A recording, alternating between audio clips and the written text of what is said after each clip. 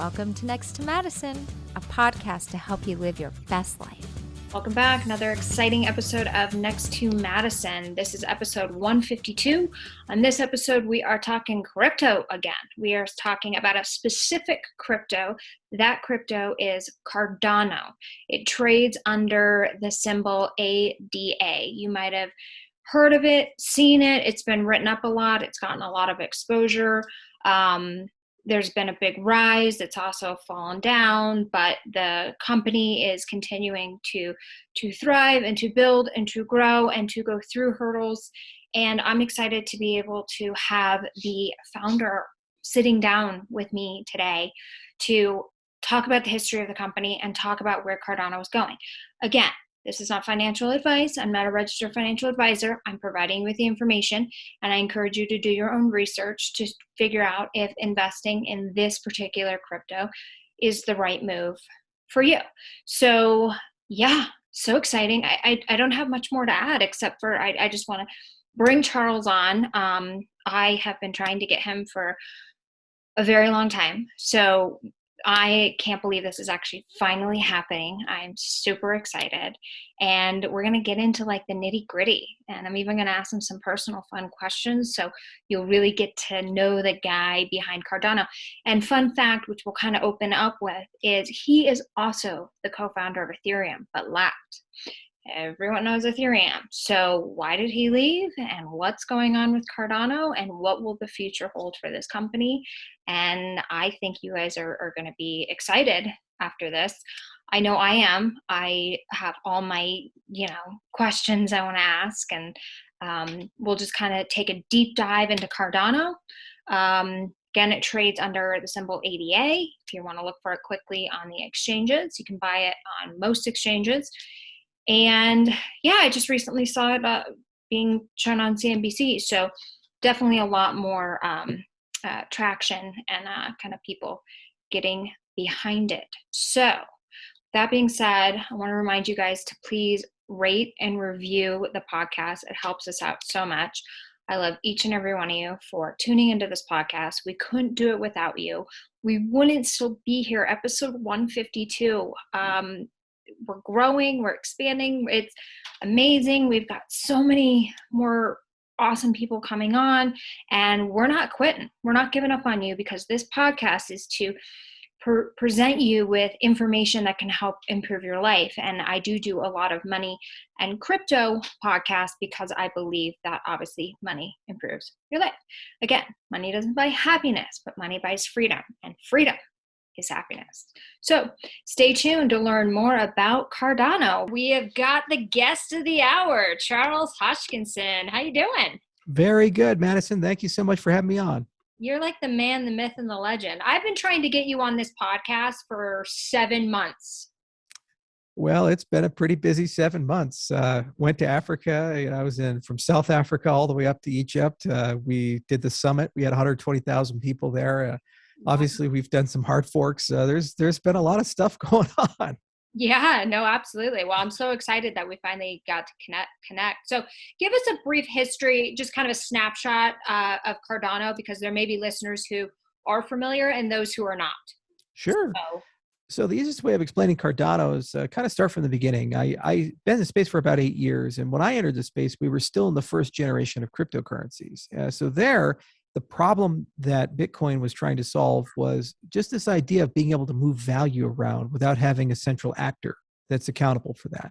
So prior to the invention of Bitcoin, every single thing prior to that, you always needed a middleman to move money or move value. So whether it be a credit card or moving a stock around or sending dollars to somebody, there was some institution, it could be Swift or ACH or whatever, was there in the middle between you and the person you wanted to pay. Maybe it's PayPal and a litany of others. So then Bitcoin came around, and then suddenly you had this capability where you could just teleport value anywhere in the world like you do an email, and you don't need a middleman. It just goes over the internet. The problem is that Bitcoin is very limited. It's kind of like the old days of the internet prior to JavaScript. You have these beautiful websites, they're static, but you don't have YouTube, you don't have Facebook, you don't have Gmail, you don't have any of those interfaces. So you needed some programming language to be able to add some form of expressiveness. So the second generation of cryptocurrencies, that was Ethereum and these others, and they brought smart contracts in. And then suddenly you went from just being able to push Bitcoin to issuing an NFT, to doing a DEX, to doing an Oracle, doing a stable coin, all the stuff that we come to know and love today and we talk about. That's like when JavaScript came to the web browser. The minute that happened, then you got Facebook, then you got YouTube, you got all this programmability. The problem with the second generation, and this is why I started IO, my company, was that it doesn't scale, it's not quite interoperable, and there's governance problems. So in terms of scale, what happens when you go from a few users to 100,000, to a million, to a billion? A truly scalable protocol, you should have the same experience as a user that you do when there's 5 people. So BitTorrent is a great example of a protocol that's scalable. There, if a lot of people are downloading the movie, you get the movie quickly. If very few people are downloading the movie, you get very slowly. Okay, so that's a scalable protocol. The problem with Bitcoin, Ethereum, and other cryptocurrencies that are floating around is that these cryptocurrencies, when you add users, you have the same amount of resources. So it's like a table, and you add more chairs, same amount of food for everybody. It gets a lot more crowded, a lot less food for everybody. Interoperability is kind of like Wi-Fi or Bluetooth. Imagine a world where Wi-Fi only worked with a specific device, like your Apple phone, and your Samsung phone couldn't connect to it or something. It would be a mess. Yeah. But we need interoperability to be able to move people, money, identities, data, these things between different systems, different countries, and others. And unfortunately, there's over 8,000 cryptocurrencies. They don't really talk to each other. And that's just in our space. And then there's the legacy financial stack, all the banks and these types of things. And then governance, this is the hardest one.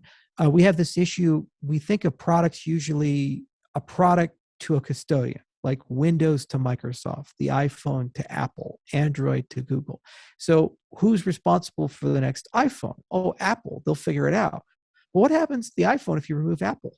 What happens to Android if you remove Google? What happens to Windows if you remove Microsoft? And that's where we're at with cryptocurrencies. They're supposed to be decentralized, which means they're leaderless. Right. So who's responsible for the upgrades and the maintenance and the roadmap and these types of things, and making sure that you have a stable consistency of quality, security, and reliability? So I said, these are 3 really hard problems. And together, they form the third generation of cryptocurrencies.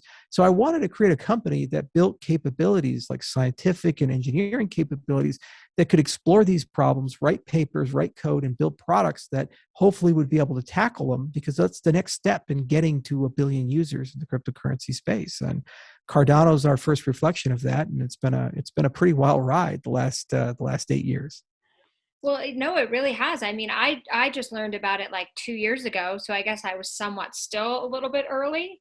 Oh, you're one of the OGs then. Yeah, right, exactly. Where I was like buying it way under, 50 cents. And obviously I got some higher and, have encouraged other people to go in. I've got some friends that, run YouTube channels. You almost have like a cult following. Did you know that? Yeah, unfortunately, you tend to accrue that. I think people really like hope. There's so many people in the world that are very cynical, and they say how bad the world is, you can't do things. And I just spent my whole career in the space being very optimistic and positive, try to bring people up. One of the things I really care about is not just the technology, but who's using it, why. So we focus a lot in Africa, Southeast Asia, and other areas, and mostly on the bottom 3 billion, people who lack economic identity. They're underbanked or unbanked. And because of that, their lives structurally are very difficult. They're very volatile. A war could break out and they lose everything. Or, famine happens and their kids starve to death. And so when we look at this technology, we always ask, well, why are we doing this? Who is this for? Well, we'd like to have fraud-free elections. We'd like to have payment systems that are fair. We'd like to have financial systems where a dictator can't flip a switch and shut you out, or something like that. And so to me, that's what I broadcast and present. And it's attracted millions of people around the world in the Cardano ecosystem and in our own company who are very evangelistic about this. And it's so much fun because I've been to more than 70 countries now, and wherever I travel, I tend to meet really cool and interesting people, from young high school kids in the Shoshone High School in Wyoming to the president of Burundi. And he, while I was in Burundi and Bujumbura, gave us his personal band, and everywhere we went, they followed us, and it was pretty cool. So it's a very eclectic crowd. No, it is. And obviously being in the spotlight and being, the founder and face of a cryptocurrency, as we know, this market is very volatile. You've taken some heat. How were you able to kind of deal with that and still kind of, brush it aside and stay positive? Because you're kind of like a Hollywood person now, in a way, with the Yeah. exposure. Yeah, actually, they're even making a movie about the whole founding of Ethereum, so that'll be interesting. I think I'm going to get Sean Parker, remember the Social Network? Oh, But so it's a fictional, not like it's kind of like a Facebook movie. yeah, exactly. Yeah, okay. So that's coming out at some point. We'll see. It is an interesting question, and it used to bother me a lot because I have almost 1 million Twitter followers, and Yes. everybody has an opinion about me. It's amazing. You've never met a person, but you know everything about them, right? Right. So the key is understanding that the people who have a positive or negative opinion, in both cases, they have a positive and negative opinion of a person who doesn't exist. It's not you, it's their construction of you based on a limited data set, and they either love or hate you. So that's like saying, well, the person loves your next door neighbor. It's a different person, it's not me. So psychologically that helps a lot, because there's some very vitriolic criticism, everything from my weight to how I look to how I speak to I've my seen it. background and these things. And then you say, okay, I've never been sued. We've never had a major scandal. We do what we say we're going to do. We wrote 131 papers, so you just focus on the work, you focus on the people, and you can do is always drown out the criticism with an acknowledgement that at the end of the day, it's just people. You go around and you have to stay humble, and you have to have the ability to just relate and talk to people, and no matter where you're at, young people, old people, rich people, poor people, never lose that humility and that common humanity that you have. And in all people, even your critics, there's a humanity there, there's an empathy there, and as long as you maintain that, you live a pretty good life. The other thing is have animals and plants around, because no matter how famous you get, I have an old saying, you can be broke or a billionaire, a horse is going to shit on you the same way. uh, so Yeah, so and you're if gonna you shit the same way too. exactly. And so if you have things around that ground you and they remind you that you're still human, and not to believe the persona, they keep you in a position where you don't lose that daily approach that you have, and those things together I think get you through. But it is hard. There's security risks and concerns. I've had death threats. I've had people mail suspicious packages. I was at a Bitcoin conference last year. Person threw a toilet paper roll at me. I mean, there's all kinds of, just a lot of hate and vitriol. On the other hand, people paint pictures of me. They do drawings of me. There's all kinds of crazy stuff. There's one person, actually two people I know of, who've tattooed me on their body. Oh, Uh, wow, that's eh, kind of an which honor. is Depends on who what it is. yeah, it's a strange experience. God bless them, but it's you never quite get comfortable with that one. Yeah, well, yeah, especially if it's like on their ass. That actually happened. Oh, Um, I'll tell you this story. So I was in Tokyo at a conference, and I was in the exhibition area, and this short guy comes up to me and he says, Charles, I love you," and he just gives me this big hug. mhm. And I said, great to meet you. And he's like, "Let me show you something." And he pulls his pants down right there, 1,000 people around, and on his left butt cheek is a tattoo of me. And I look at it and I'm just shocked, and I ask him, "I hope that's temporary." And he's like, "No, it's permanent, like my love for you." And he just keeps hugging me while his pants are down. And I'm like, "Sir, please pull up your pants." Um, so you see that, and you're just like, okay, all right, we're gonna make this work somehow. So it Yeah. can be challenging at times. Well, I'm sure, and there's times where you guys, things don't go as smoothly as you want, and it Yeah. probably helps to remember the people that are really kind of loyal to you.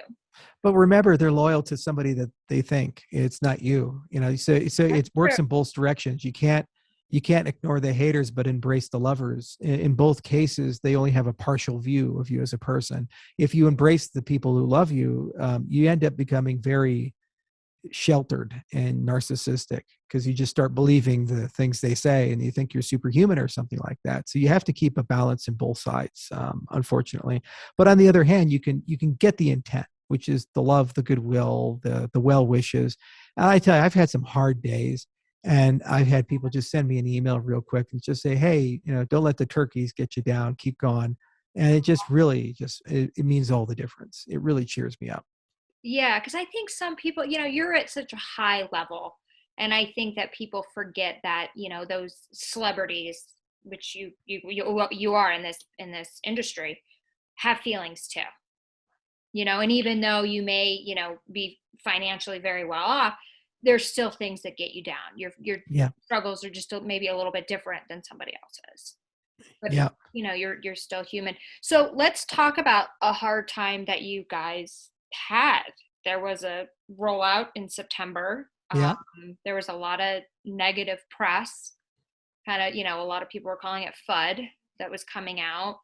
Prices started to reflect that. How did you deal with that, and what did you kind of learn from that experience? Well, I guess the biggest piece of wisdom there was that the things that we value as an organization are not necessarily what the market values and not necessarily what mainstream people value.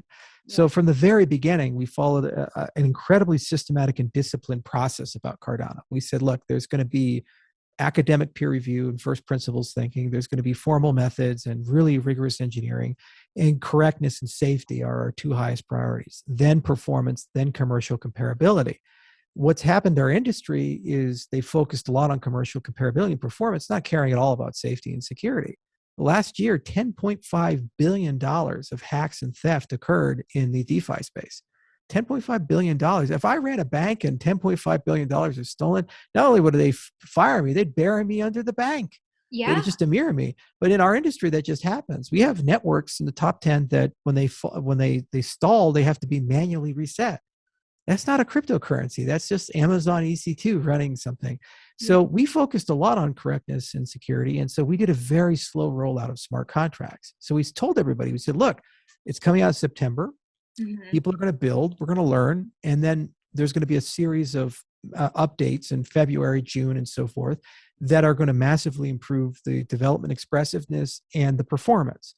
We don't want to do this right off the bat, because if we do, if there's a flaw, it's billions of dollars will be lost, the network will collapse, and all the things that we spent 5 years building don't matter. So the Vossel hard fork, for example, in June, pipelining is coming. We'll get a 10x in performance. We'll get a whole bunch of new features for Plutus to make us very comparable to the other third generation cryptocurrencies. But this is only after working with the DeFi Alliance and dozens of other dApp developers on Cardano who are building applications to learn from. Now, ordinarily, when you go from a new thing to within a year, less than a year, a revolutionary update to it that gives you a 10x in performance, you're a rock star.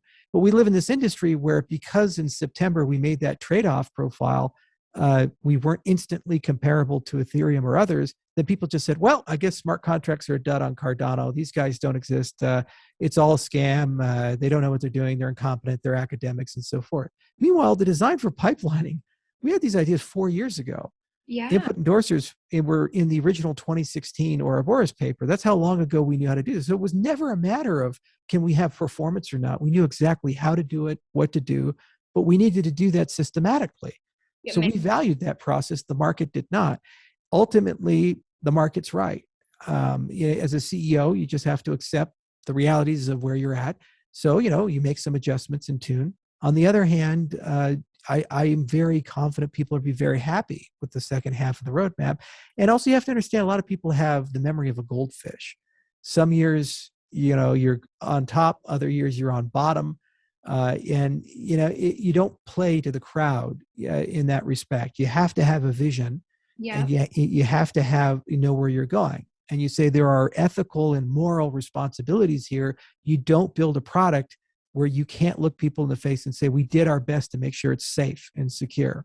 You also don't build a product where you claim something is true about it, where you know for a fact it's not. You'll hear all these people say, oh, we're decentralized, but they have no way of measuring it. And when they actually try to, they're not. They're centralized. Yeah. You see a lot of people say, oh, it's a cryptocurrency. But by the way, it's proof of stake, and 50+% of the tokens are owned by insiders. It's an oligarchy. It's a plutocracy. It's not a cryptocurrency. And so we've had very strong differences, competitively speaking, with everyone else, yet every metric looks great.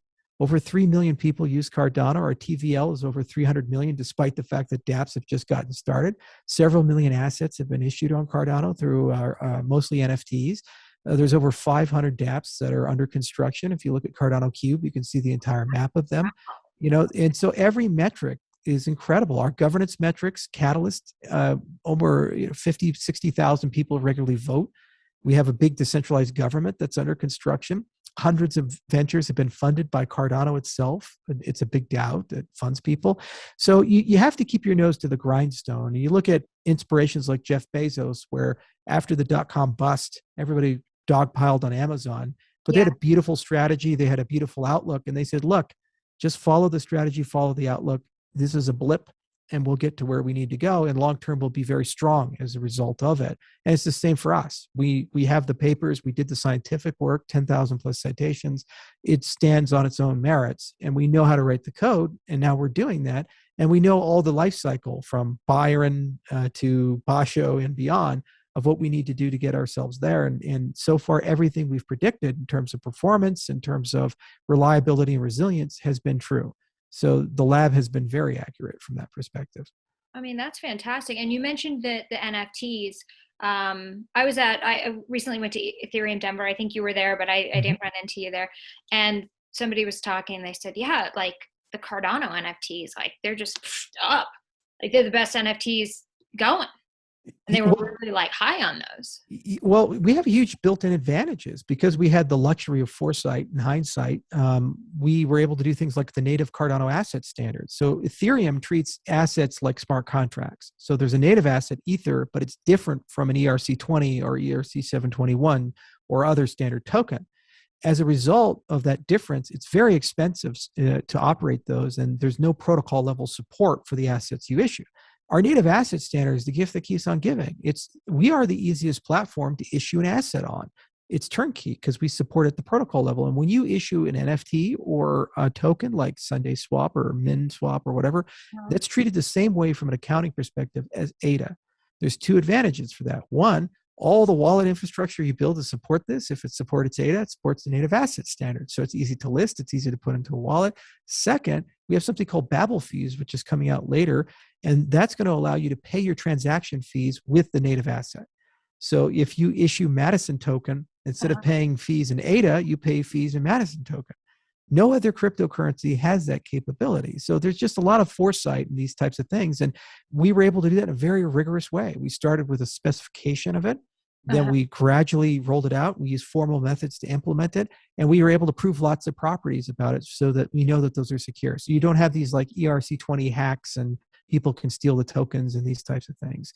So that's the magic. They're called Babel. You said Babel fees? Babel fees, yeah. And it's a B? Yeah, like the Babelfish, Babel.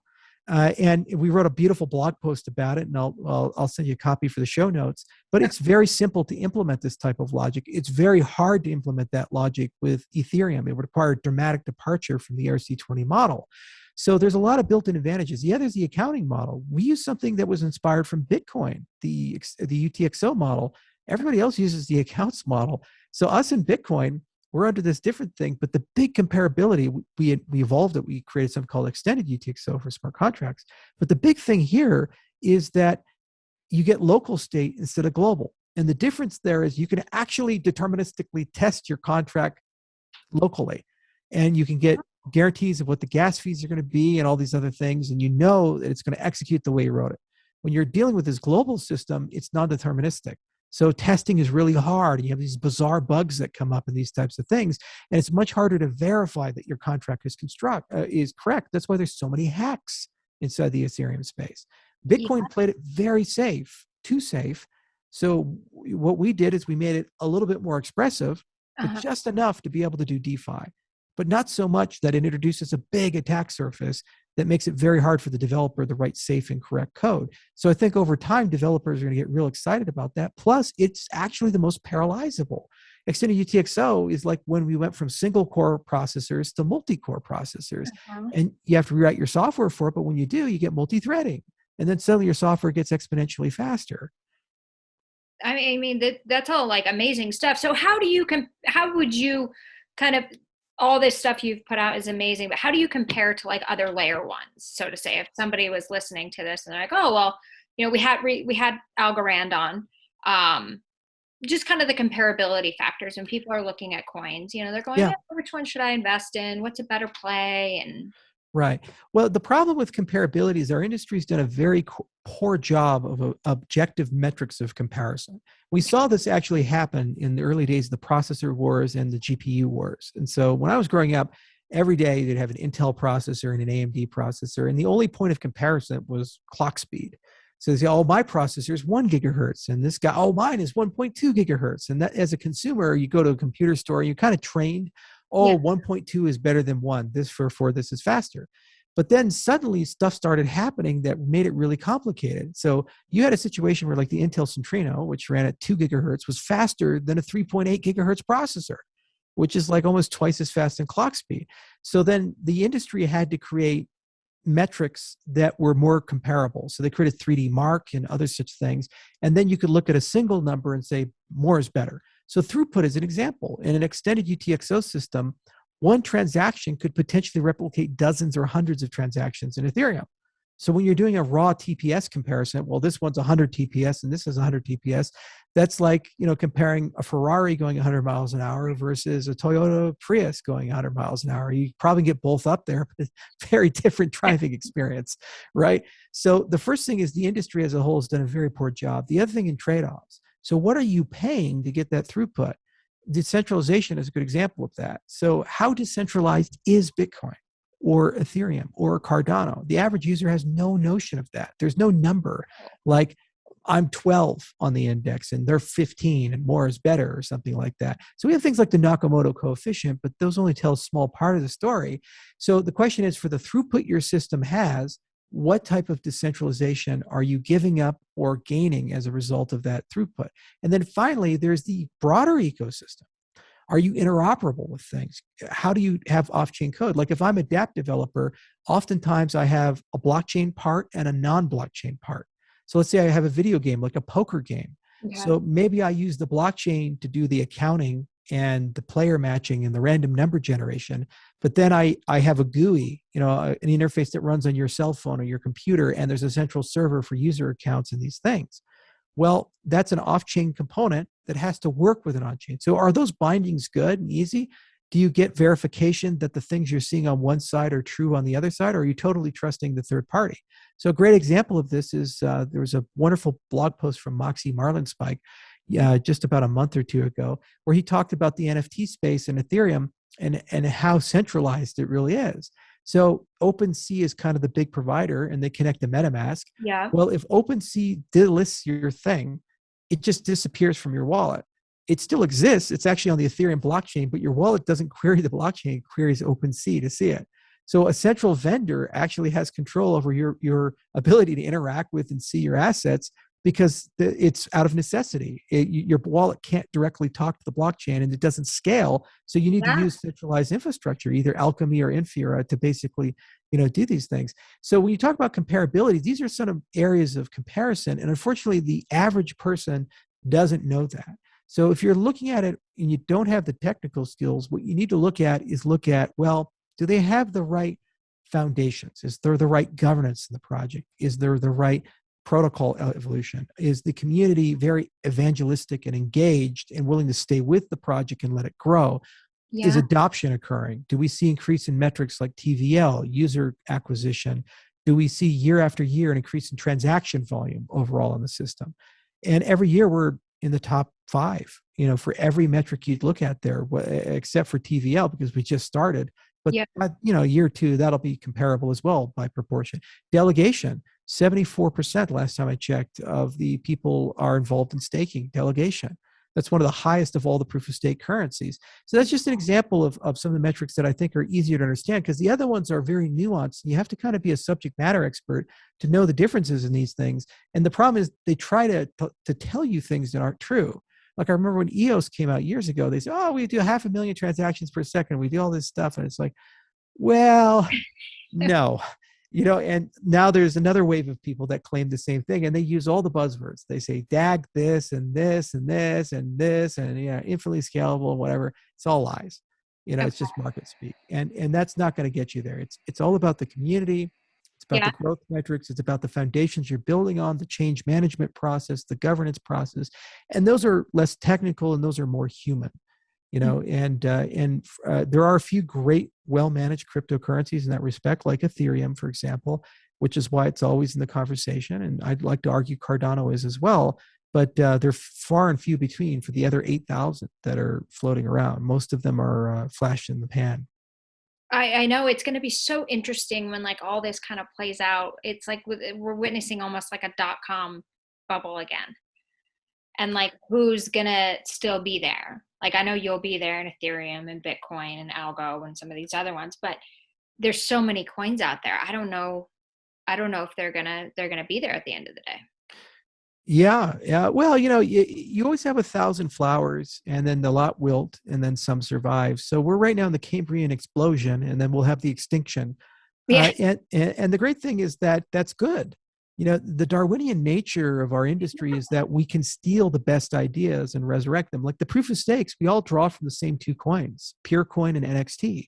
Whether you're Algorand or your Polkadot or your Cardano or EOS or wherever, the legacy there was there in 2011 and 2013, there were two cryptocurrencies launched, and they kind of started the conversation, and they were tragically flawed. There were a lot of problems in the designs, but that conversation enabled people to build on top of that, learn from that, grow from that.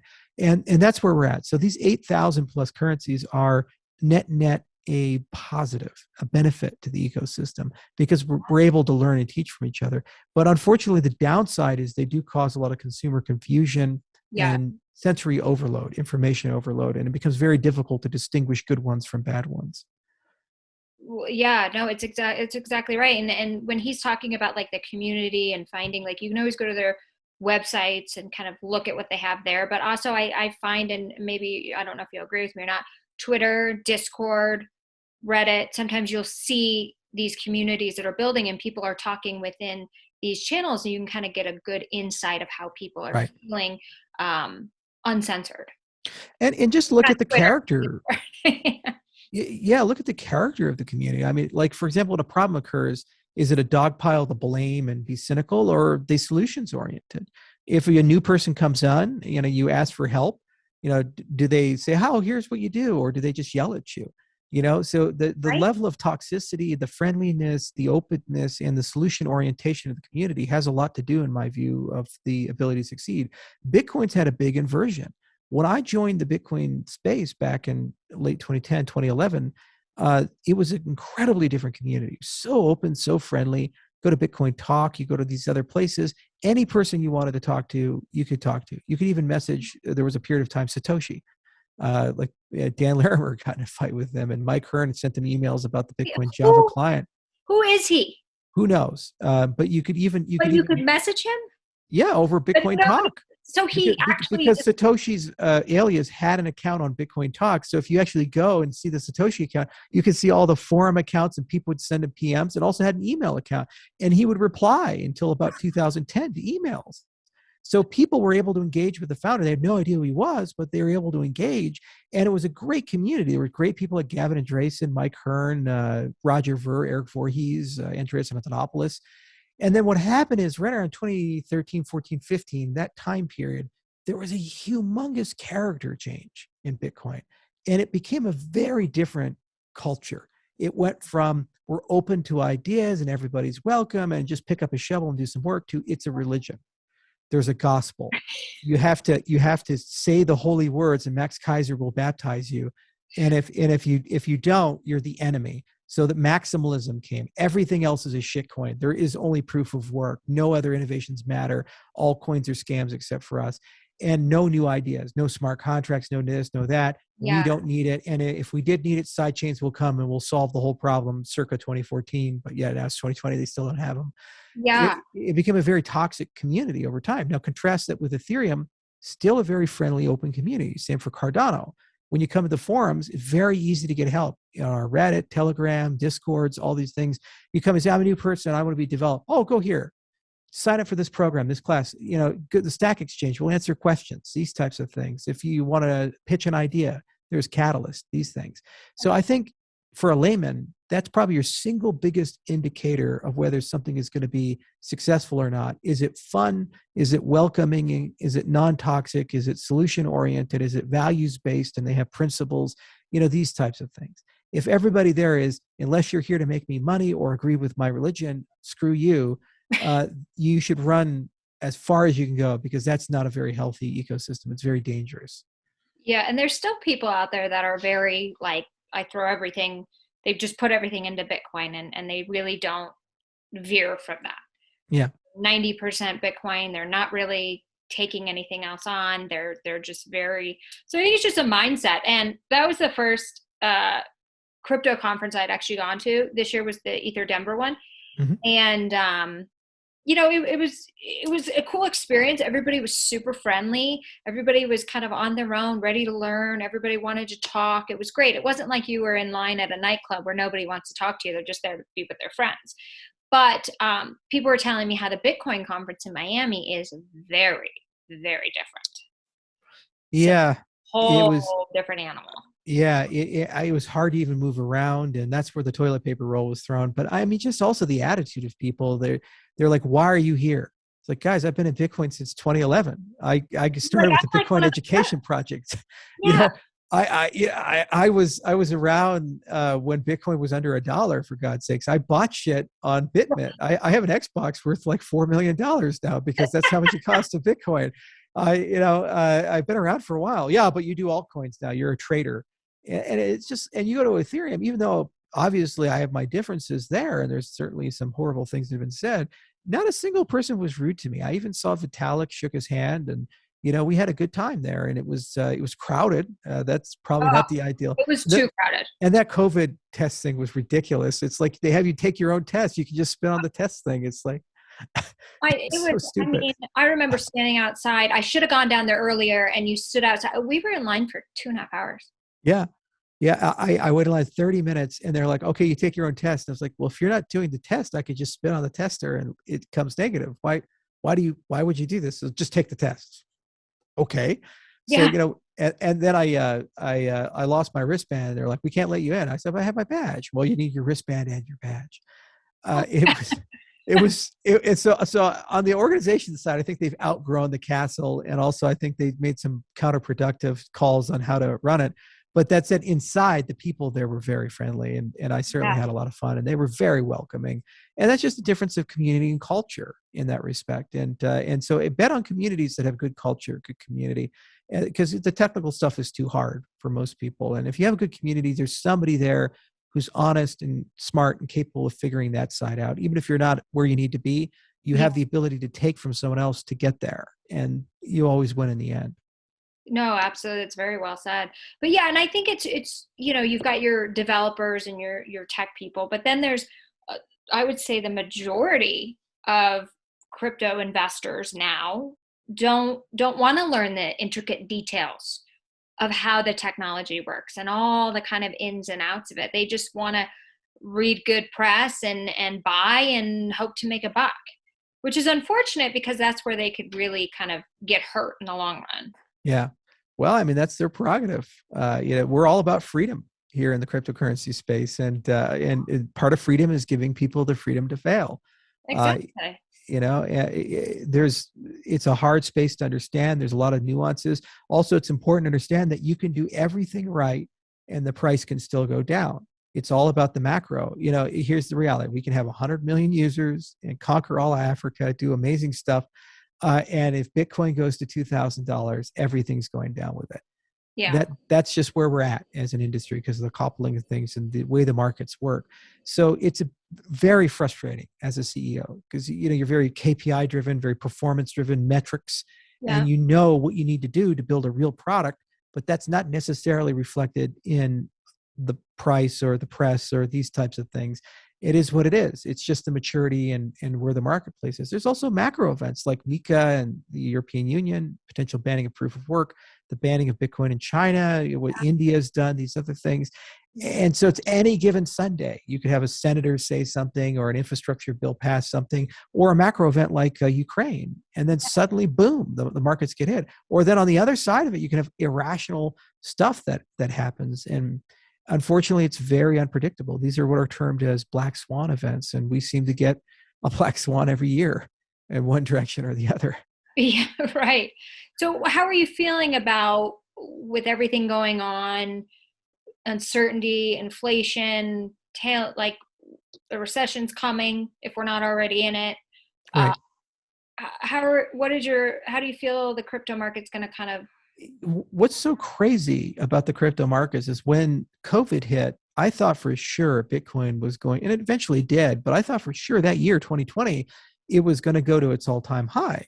Because I said, okay, when there's blood in the streets and fear and the equity markets are collapsing, Bitcoin is a safe harbor that's transnational.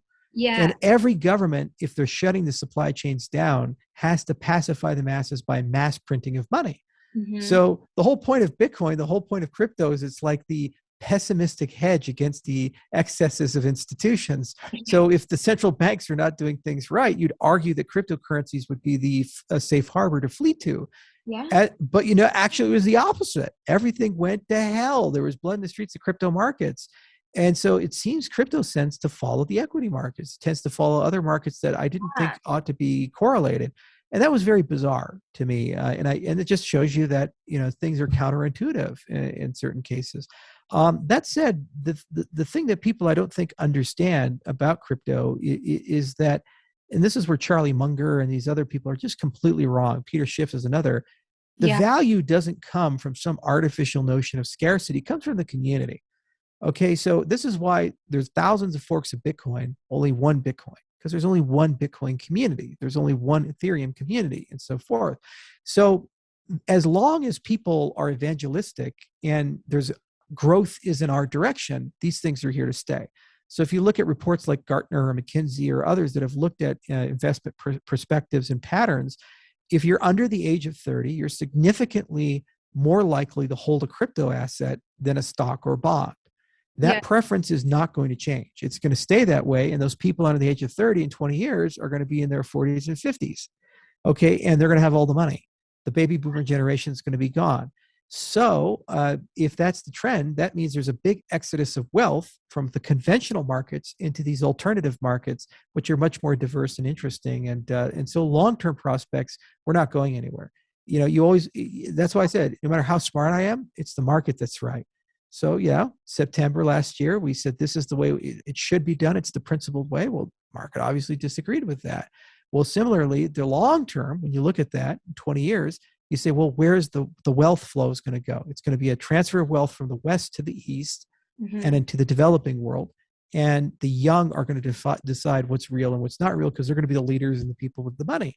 And by and large, they're vastly pro-crypto, like 8 to 10. Oh, absolutely. I think they're we're awake to what's kind of happening and what's going on and how our out of our control, our money is basically just going to shit and it's not worth what it used to be worth. And we have no say in that. Right. So that's kind of why people are like, oh, I love crypto. The government hasn't really touched it and they can't really fuck it up. They're trying. We got CBDCs. They're trying very hard. Liz Warren's definitely one of them, But I mean, how do you think when they finally do figure out how to regulate all this stuff, how it's going to impact the market? Do you think it's going to maybe have a positive effect because there'll be more mass adoption? Or do you think it'll turn into kind of the stock market again? Well, what's really interesting is that looking at Ukraine in particular, the invasion of Russia to Ukraine just demonstrates beyond a reason of a doubt why crypto is useful. Yeah. So imagine you're a refugee from Ukraine. You fled into Poland or somewhere else. Your bank account's shut off. You can't get your academic credentials. You can't do anything. You're just out of the system. And you're completely at the mercy of aid groups to try to get back on your feet. Now, if you had crypto, you take it all with you. You could verify your credentials. You have all your wealth with you. You still have access to all your government services if they're on a cryptocurrency backend.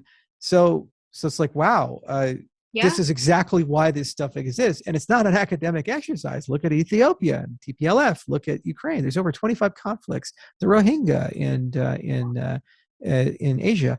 There's so many examples of where this is useful. And it's becoming apparent to the world, especially the young, we can't trust traditional institutions. Also, institutions lie.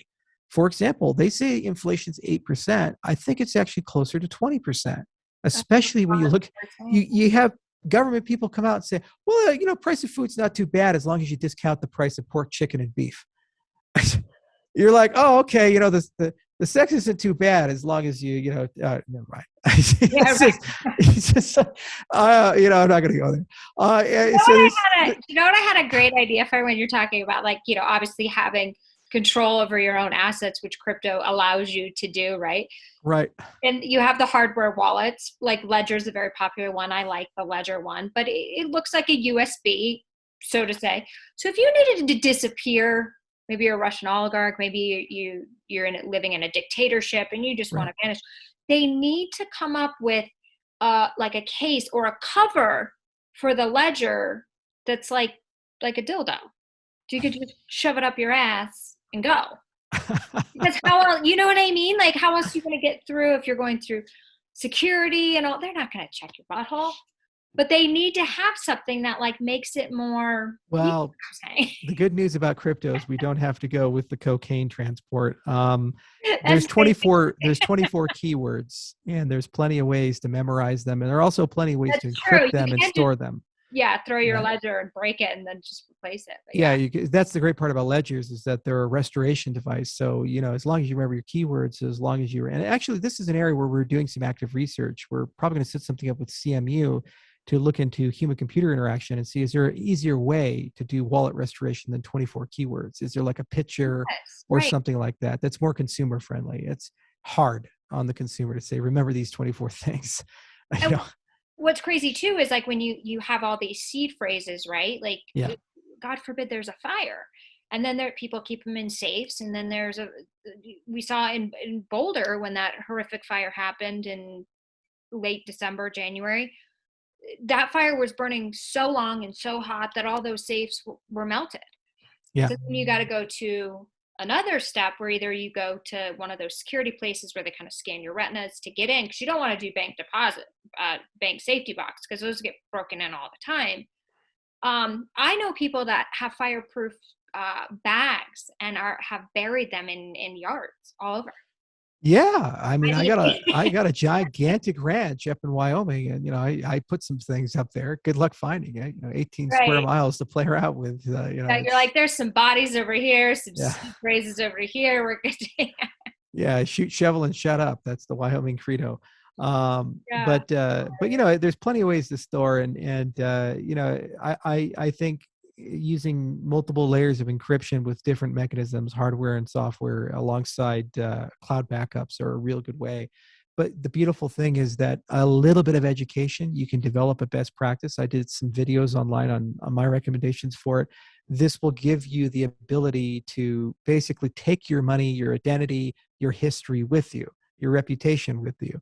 And if your country goes to hell, you don't lose that. The other thing is we're starting to ask questions about the most important part of crypto. I didn't mention it, but it's inclusive accountability. So this is your ability personally to verify claims that are made. We don't actually live in a world where we have a lot of that from our government. So every year we have an election in the United States. Every 2 years a congressional, every 6 years a Senate, and every 4 years governor and presidential. Okay, well, how do we know that your vote was counted correctly, and that the system has integrity? We don't. And you have no ability to verify it. So wouldn't you like to live in a world where you have that capability? And don't give me this bullhooey, Trump did that. Well, 2016, every Democrat said Russia stole the election. So every 4 years, everybody has a problem with the election, okay? In 2000, George Bush wasn't the president. And then 2004, there's a problem. In 2008, it's a problem. Everybody complains, right? Because it's easy to complain when you don't have the ability to verify. It lacks integrity. So the beautiful thing about crypto is the very same thing that could verify a token like a Bitcoin exists and it hasn't been double spent, i.e. double voted, could also use to secure an election system. So you can verify on your phone that your vote was counted correctly, and verify that every vote in the system does not exceed the total amount of registered people, and everyone registered was legitimate to register. So that's an example of an inclusively accountable system. It can be applied to supply chains. For example, Flint, Michigan's got lead in the water. We want to improve that. So how do we prove that there's no longer lead? These things. Well, you need to have a chain of custody of who checked it, the accountability. And so you don't have any of that with donations. Look at the Haitian donations. Yeah. The government is all over crypto. They're like, we can't have that. Yeah. We like cheating. And I'm talking all parties. This isn't a political thing. All the parties are corrupt. Everybody's corrupt that's sitting in that little cesspool, DC, I like to call it. But if we could verify it, we wouldn't have these issues. You would say, this is who won. Either accept it or go to therapy. Right. And it's a practical thing. Let's say that Putin loses the war in Ukraine. He'll probably get overthrown. So then in Russia, they'll have a vacancy. The next guy comes in, or gal, they're going to have to basically prove that they're legitimate. That means there's going to be a huge appetite in Russia for free and fair elections and the ability to prove them. And nobody will trust them. Even if they have them, they'll, oh, that's Russia. They don't do free and fair elections, right? It's dictatorship. Yeah. So that's the point of these systems, is that they bring in legitimacy, egalitarianism, fairness in ways that human institutions can't.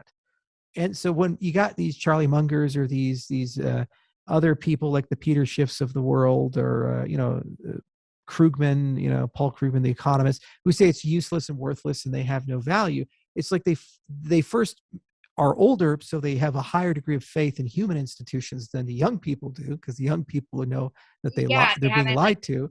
Yeah. And second, they don't understand that globalization doesn't actually allow institutions to do the things that they did before, unless you want a one world government. And I'm sorry, I don't want to live in a you'll own nothing and be happy world and have this meta thing. I would like to live in a world of liberty and freedom. So the only way we get there is with something transnational like cryptocurrencies and blockchain technology. And that's another reason I started my company. And it's another reason I've been in space so long and I don't leave. I don't have to do this job anymore. I could just, retire and raise Highland cattle and brush them. And that'd be probably a pretty good life. They're pretty cute. But I'm here because I think that there's real social benefit to the things that we do above and beyond where the markets are at day by day. Well, yeah, and it's like crypto gives everybody kind of a chance to play like in a fair playing ground in a way. It's what you do with it and the research that sets you apart, but let people make the mistakes. Let people, I feel like the systems that were set up by our government originally, like were set up to make 99% of the people fail. Or be a slave to the system, go to work, watch your paycheck, retire at 65 and die. You see this with populist uprisings all the time. Like, for example, Occupy Wall Street or the Tea Party or Black Lives Matter. At the core of all of those movements was this deep implicit frustration that the system is in some way rigged. And it has different outcomes. Some are financial and some are rigged against a group, but they feel it's rigged. And there's a certain element of truth in all of that. The systems are indeed rigged, and they're built in a very particular way to have the vast majority of people fight each other, while a small group of people basically get to live incredibly well as a result of the people fighting each other. And so crypto is really this thing saying, well, hang on, everybody, no matter if they're Bill Gates or the farmer in Senegal, should play by the same rules, have access to the same systems, the same market. That's a basic human principle, fairness. Mm-hmm. And if you can't guarantee that, you failed as a society. So we sell that, and then somehow, some way, these people purport to speak for the wealthy, for the poor, excuse me, like the Elizabeth Warrens and others. They come out, crypto is evil. It must be destroyed. It's just anarchy and alt-right. And so, well, we're the only game in town that is by its very construction not systemically biased against somebody. And everybody's treated equally. The only one, even communism couldn't get you there. In fact, they were the polar opposite of it. So it tells you who they really work for. And it tells you how they really think in this respect. And unfortunately, it is what it is.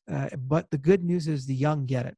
They grew up with the internet. They grew up with YouTube. I remember when Mitt Romney ran in 2012, you could see videos of him debating himself. So there was the 1994 Senate race against Ted Kennedy. And then that was 1994 Mitt and 2012 Mitt. And he's literally on the opposite sides of like every issue. The young kids saw that. They're like, the older people, they didn't. So they kind of live in that legacy world where faith in institutions and, there's this, people are trustworthy. Young people are cynical as hell. Everybody's a liar. Every institution's broken and so forth. Yeah. And, with COVID, the whole world came aware of the institutional bureaucracy and madness. I was in a sushi place in Boulder. Awakening. Yeah. Oh my God. I was in a sushi place in Boulder and they're like, you have to wear a mask. And until you get to the table. It's like jam fucking packed, and no one at the sushi bar is wearing a mask. They're sitting densely packed with each other. The sushi chef is like a foot away from you. Right. And so I'm saying, so I have to wear a mask to kind of snake my way through the people here, and then I could take it off after 15 feet and sit down. This is really something. Yeah, you have to. It's just so crazy when you see these types of things. And then, just the contradictory things. So there was wildfires here in Colorado, massive smoke billowing in the skies. And they say, the CDC says, well, your mask you wear for COVID won't protect you from the smoke, but it will protect you from COVID. Yeah, right. No. It's just like, so everybody saw this. They got indoctrinated, and the people are like, they're lying to us. This is stupid. So now they're in the next step, which is, how do we solve the problem? And unfortunately, you can't solve it by just voting for Alice over Bob. You can't solve it by just saying, I'm now this political philosophy, and if you elect my people, suddenly everything will get great. You solve it by changing the systems themselves, going to systems that are integrity by design, systems that humans can't co-opt, systems that are resilient and decentralized with checks and balances, and systems that focus on good governance. And that's what we sell as an industry. It doesn't matter if it's Ethereum or Cardano or something else. At the core of all of it, if it's a real cryptocurrency or blockchain, that's really what we sell. Exactly. It's like freedom. Yeah, it's freedom in a box. It's liberty in a box. Control of your life and having that kind of security. Yeah. Which is great. So before we wrap up, I just wanted to talk real quick and make this, I mean, you don't have to tell too much detail, but why did you choose to go proof of stake versus proof of work? Well, proof of work and proof of stake do the same thing. They just do it in different ways. So there are 3 steps to a consensus protocol. It's like the engine of your blockchain. Okay. Step 1 is you got to pick somebody to be in charge. So what happens is, when a cryptocurrency is running, there's all these transactions that are occurring and they're pending. Well, somebody has to go and take those from the mempool, put them all together into a block, validate them, and then send the block to the network. Okay. So you have to pick that person. Second step is, once you've made the block, you have to make the block. And then third step is you have to broadcast it. So you select, you make, you broadcast. Bump, bump, bump. It's almost like a poker game. Somebody's got to shuffle the cards and deal them. You pick them up, somebody has to be the dealer. You have to select that person. They have to deal out the cards, and then you pick up the cards and you verify that it's a fair deck.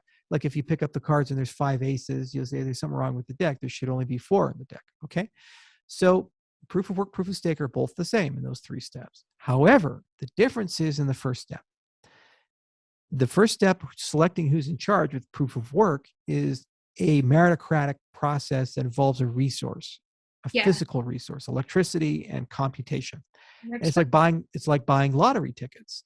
And so you just keep going and going till your magic number comes up. And if you're the person who has it, you have the right to make the block. You make it, you transmit it. Okay. Proof of stake is a synthetic lottery. So if you own 25% of the supply or whatever, on average, 25% of the time, you win. Mm-hmm. That one difference is the difference between using more electricity than the country of Ecuador and the electricity of a warehouse for a global scale network.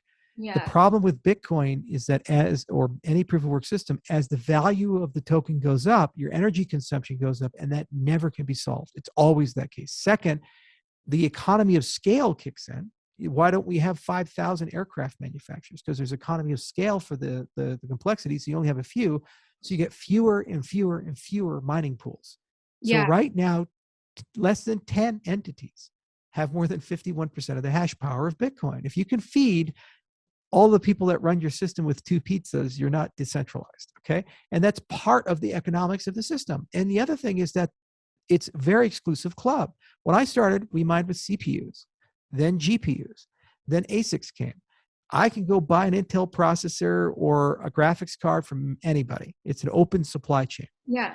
With an ASIC, that's patented. It could potentially be made by a private entity, and they don't have to sell it. In fact, in many cases, they don't. So billionaires can come in, they can build all this hash power, they run the system, and they never give up.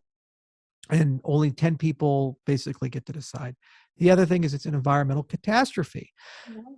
If you spend all this electricity to run your system, and over time, as you get more valuable, you're only going to spend more, then you're basically admitting that we're going to use more electricity than nation states to run a global financial system when you don't need to. Look Yeah. at steam engines to other engines. When steam engines were around, they were clear cutting all the forests of Europe to be able to power them. It was a catastrophe in the Industrial Revolution. When we moved to other resources, at least it was a little bit more ecologically friendly. The Yeah. problem is that proof of stake, there was a lot of open questions about whether it worked or not, questions about the theory, questions about the security, like long range attacks, nothing at stake, grinding attacks, litany of things. And incredibly difficult questions. And it took years for the industry to answer those questions. And your confirmation of that is the fact that there are dozens, if not hundreds of papers that have been survived peer review, great security models from teams at MIT, teams at Cornell, our own teams at Edinburgh and Tokyo Tech and Wyoming and other places. And then also over $200 billion of value is now secured by proof of stake. So you have both an applied notion where all these networks are running and they haven't been hacked. And then you also have a theoretical notion of the academic merit behind these things. So you get all the benefits of proof of work, but none of the downsides in terms of energy consumption. And then finally, the way we designed our proof of stake, as the value of the token goes up, you get more decentralized. Yeah.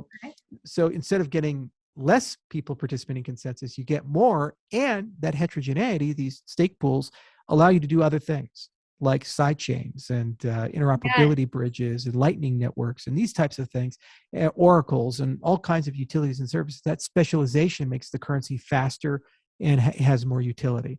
So I do think proof of work still has its place. It is, you have to sacrifice a resource to make a Bitcoin. So it creates a real value, the frozen value of that electricity to do that and all the infrastructure for it. So it's like a commodity. It's like digital gold, and that's fine. And nation states are okay with that, like El Salvador. However, it's not a good basis to build a system that's a financial operating system where you want to minimize cost, maximize predictability, have heterogeneity, and be able to operate at a scale of millions to billions of users. It's a very different use profile. So I think they're complementary in a certain respect. And that's why we chose to go to the proof of stake side. Okay. Well, that was a great explanation, and it kind of got into more of the nitty gritty of why these kind of coins go either way. Okay, well, perfect. Well, where can everybody find you? Because I know that they're going to be dying to find you on Twitter, not your home address, but your socials. Well, I like long walks on the beach. IOHK_Charles is my Twitter, and it's a verified account. There's like 850,000 followers. So just Google Charles Hoskinson Twitter. You can find my page, and that's usually the easiest way to ping me, get contact. I mean, there's also my company's website, iohk.io. But those are the two ways I'd say to get in contact. Okay. And do you like when people tweet you questions and things of that sort? From time to time.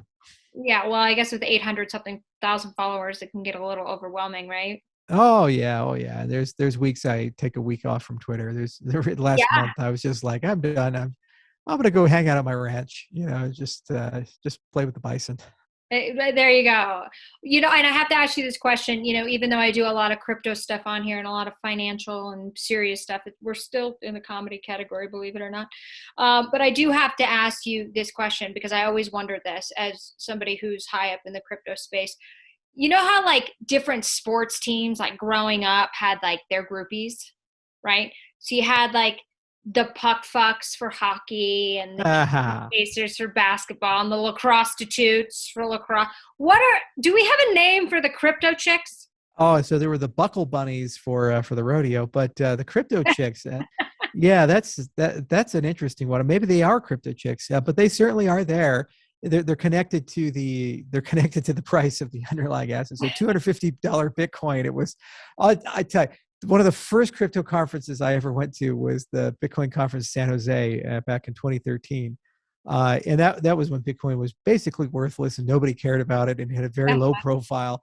It was a sausage fest, and then you could tell that there had been a dramatic difference in Bitcoin when Bitcoin had hit $1,200 and Mo Levin had the Bitcoin Miami conference in January of 2014. And then even more so when Bitcoin had first hit $20,000, suddenly like a whole new crowd was there. And we're like, who the hell are all these people?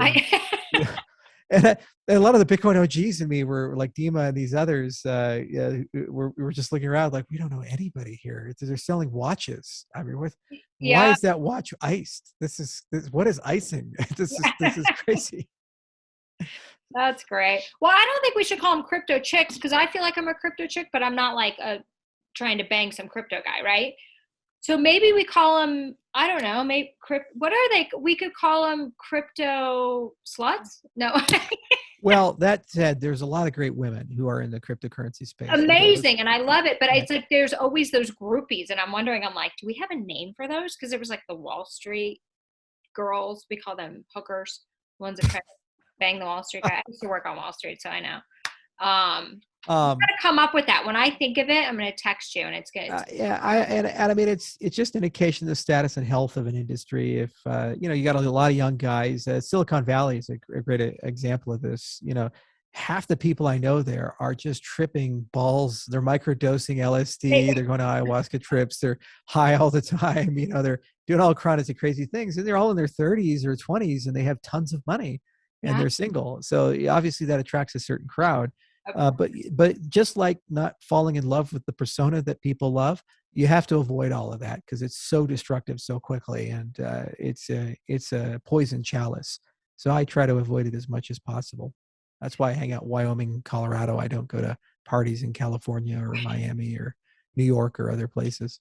Well, yeah, you just have to be careful. And with this so much money, you just don't know what people's intentions are, which is unfortunate. But yeah, seems like you're pretty grounded and can kind of sniff that from a mile away. So that's always good. Yeah. I try to be, and also it helps to be a little overweight, You don't look overweight here, but obviously I can only see it from the chest. Oh, you're too kind. Do like a 14-day cleanse or something? You tweeted about it. I once fasted for 11 days and I went to a week-long silent retreat and I didn't eat for 4.5 days. So that was fun because I couldn't talk and couldn't eat. And I was like, wow, I'm really replicating the prison camp experience. Yeah, serious. And they were like, you have to practice modest eyes. I was like, what does that mean? You can't look at people. It's like, oh, so we're not allowed to look at each other. I can't speak and I can't eat. Okay. That sounds like a horrible trip. It was great. It's very, very rejuvenating. That's what I tell myself as I cry and sleep. That's the other comedy show. People always ask me, like, how do you sleep? And I say, oh, just like a baby. I wake up every 2 hours crying. Yeah, right. Exactly. That's why I always say when I'm actually going to get a good night's sleep and I'm going to sleep in, if my dog lets me, I'm like, I'm going to sleep like a teenager tonight. Yeah.